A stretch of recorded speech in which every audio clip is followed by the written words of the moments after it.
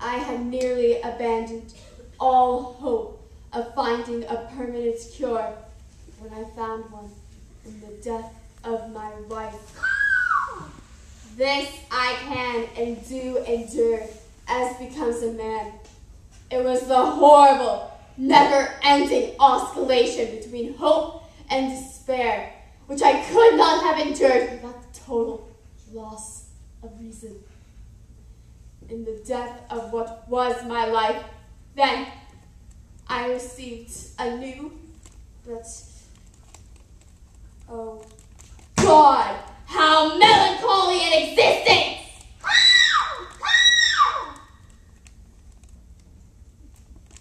Once upon a midnight jury, while I pondered, weak and weary, over a quaint and curious volume of forgotten lore, while I nodded, nearly napping, suddenly there came a tapping, as if someone gently rapping at my chamber door.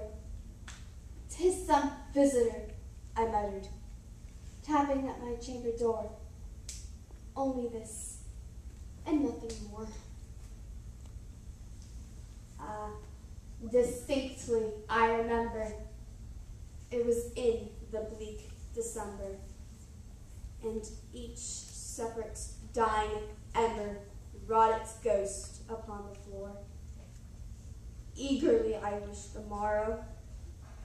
Vainly I sought to borrow from my books surcease of sorrow, sorrow for the lost Lenore, for the rare and radiant maiden whom the angels named Lenore. Her name was here forevermore. Presently, my soul grew stronger, hesitating then no longer. "Sir," said I, "or madam, truly your forgiveness I implore. But the fact is, I was napping, and so gently you came rapping, and so faintly you came tapping at my chamber door, that I was scarce for sure I heard you. Here I opened the door.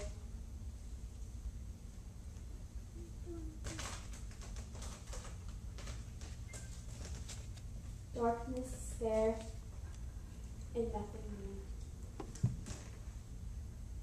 Deep into that darkness peering, long I stood there wondering, fearing, doubting, dreaming dreams no mortal ever dared to dream before.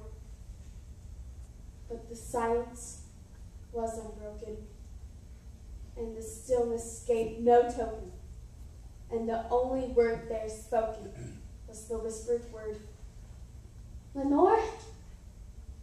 This I whispered, and an echo murmured back the word, "Lenore." Merely this, and nothing more.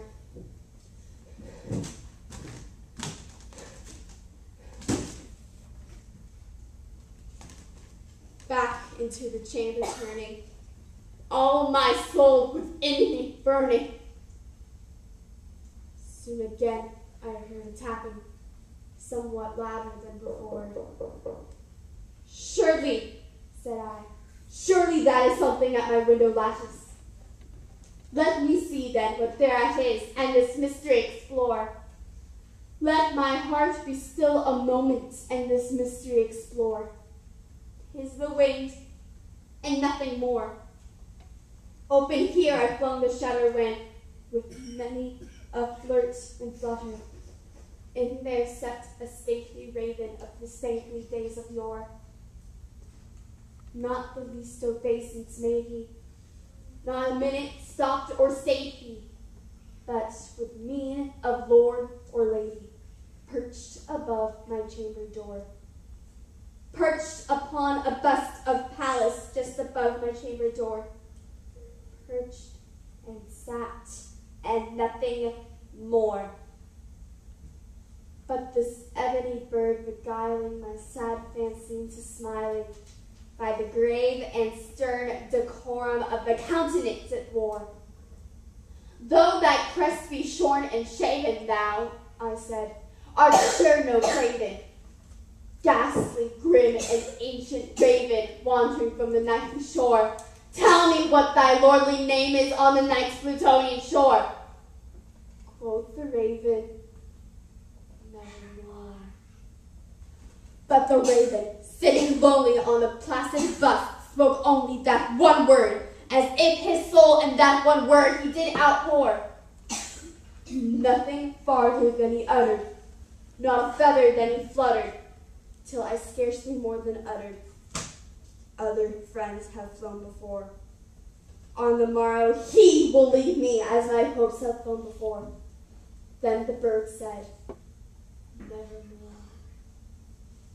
But the raven, still beguiling my sad fancy into smiling, straight I wheeled a cushioned seat in front of bird and bust and door.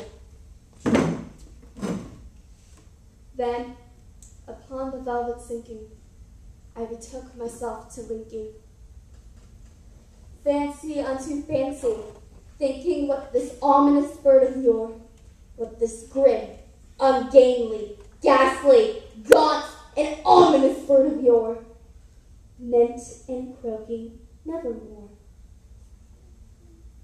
Then, the thought, the air grew denser, perfumed from an unseen censer, swung up by seraphim whose footfalls tinkled on the tufted floor.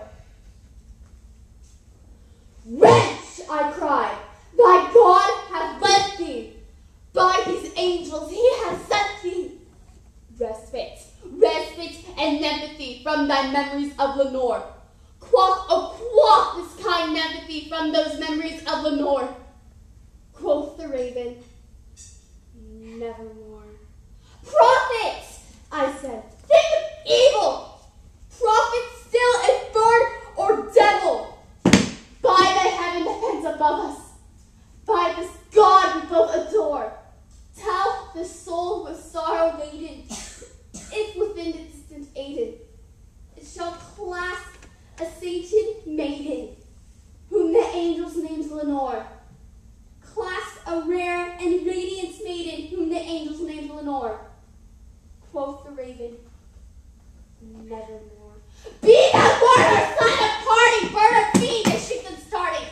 Get thee back into the tempest and the nice Plutonian shore. Leave no black plume as a token of that lie thy soul has spoken. Leave my loneliness unbroken. Quit the bust above my door. Take thy beak from out my heart and take thy form from off my door. Quoth the raven, nevermore. And the raven, never flitting, still is sitting on the pallid bust of Pallas just above my chamber door. And his eyes have all the seeming of a demon saddest dreaming, and the lamplight o'er him streaming throws his shadow on the floor. And my soul from out that shadow that lies floating on the floor shall be lifted nevermore.